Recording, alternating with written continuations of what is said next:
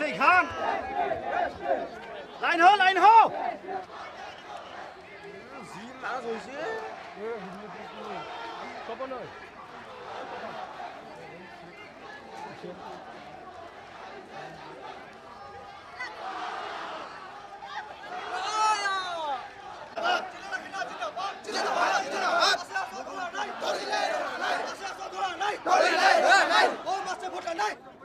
যোৱা 2023 চনৰ 17 জানুৱাৰীত KLO চেয়াৰমেন জীৱন সিংহ ডাঙৰীয়া আৰু KLO-KN-ৰ অধ্যক্ষ DL কোচ ডাঙৰীয়াক ভাৰত চৰকাৰে আমন্ত্ৰণ কৰি আনিছিল আলোচনাৰ কাৰণে।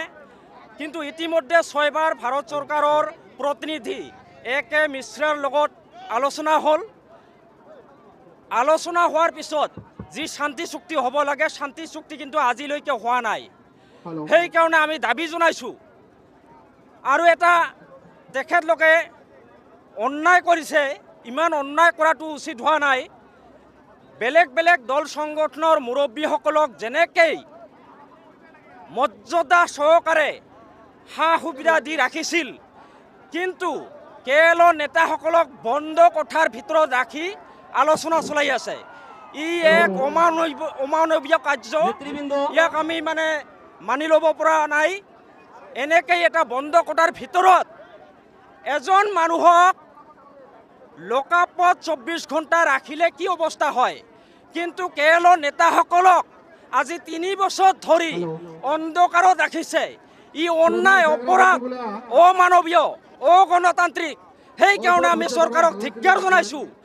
NDFB BLT নেতাসকলক যেনেকৈ মৰ্যাদা সহকাৰে সন্মান সহকাৰে আলোচনা কৰিছিল, তেওঁলোকক সা সুবিধা দি ৰাখিছিল, আন দল সংগঠনৰ নেতাসকলক যেনেকৈ ৰাখিছিল, কিন্তু KLOৰ নেতাসকলৰ ক্ষেত্ৰত আমি দেখা পাইছোঁ ই এটা সম্পূৰ্ণ অন্যায় কৰা হৈছে।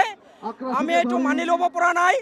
আৰু যে আলোচনা হৈ গ'ল শান্তি চুক্তি যদি 2026 চনৰ বিধানসভা নিৰ্বাচনৰ আগত শান্তি চুক্তিৰ জৰিয়তে কমতাপুৰ ৰাজ্য আৰু জনজাতিকৰণ কৰা নহয়, তেতিয়াহ'লে কিন্তু 2026 চনৰ বিধানসভা নিৰ্বাচনত দেখিবলৈ পাব।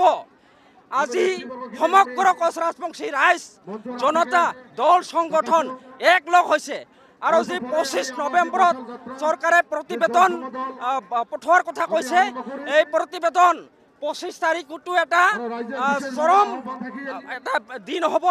25 তাৰিখৰ যি সিদ্ধান্ত, এই সিদ্ধান্তই 26 জানুৱাৰীৰ 26ৰ নিৰ্বাচনত প্ৰভাৱ পৰিব। 25ত to 26ত, কাৰণ 25 তাৰিখত যদি ভাল হয় 26ত ভাল হ'ব, আৰু 25ত বেয়া হ'লে 26ত বেয়া হ'ব। এইটো খাটাং। কোকৰাঝাৰ আৰু চিৰাঙত এইবাৰ 2025 চনৰ BTC নিৰ্বাচনত আমি কমতাপুৰ ষ্টেট ডিমাণ্ড কাউন্সিলে বিজেপিক যি ধৰণৰ প্ৰৱেশ নিষিদ্ধ কৰিছোঁ, আৰু এই সিদ্ধান্তক সমগ্ৰ চিৰাং আৰু কোকৰাঝাৰবাসী ৰাইজে যি সন্মান জনাইছে, সমৰ্থন জনাইছে, আৰু সমৰ্থন জনাই 3বাৰ কৰি ডক্টৰ হিমন্ত বিশ্ব শৰ্মাৰ নিচিনা লিডাৰে, এজন মুখ্যমন্ত্ৰীয়ে এটা সৰু সমষ্টিত 3বাৰকৈ প্ৰচাৰ কৰাৰ পিছতো, হেলিকপ্টাৰ দি প্ৰচাৰ কৰাৰ পিছতো ফলাফল শূন্য হৈছে। অৰূপৰ নিচিনা এজন নেতা, ধনবল, বাৰুবল, জনবল হাৰি গৈছে। সজল সিংহৰ নিচিনা নেতা, ধনবল, বাহুবল থকা নেতা হাৰি গৈছে। চিৰাং আৰু কোকৰাঝাৰত শূন্য গৈছে।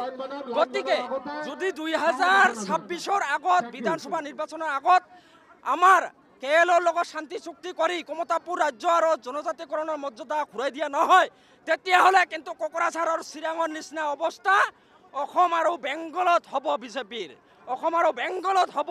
আৰু আমি সকীয়াই দিছোঁ, যদি আমাৰ জনজাতিকৰণ আৰু কমতাপুৰ দিয়া নহয়, 2026ৰ আগত KLOৰ লগত শান্তি চুক্তি কৰা নহয়, তেতিয়াহ'লে উত্তৰ পূৰ্বাঞ্চলৰ দুৱাৰ মুখ আমি বন্ধ কৰি দিম। প্ৰথমতে অৰ্থনৈতিক অৱৰোধ, তাৰপিছত সম্পূৰ্ণৰূপে শ্ৰীৰামপুৰ আগৰ ছাগলীয়া গেট আমি বন্ধ কৰি দিম। ৰেলপথ, ৰাষ্ট্ৰীয় পথ সম্পূৰ্ণৰূপে আমি বন্ধ কৰি দিম। এইটো আমি ইতিমধ্যে ডিচিশ্যন লৈছোঁ। জনতাৰ যি খবৰ কিন্তু বিস্ফোৰণ ঘটিব।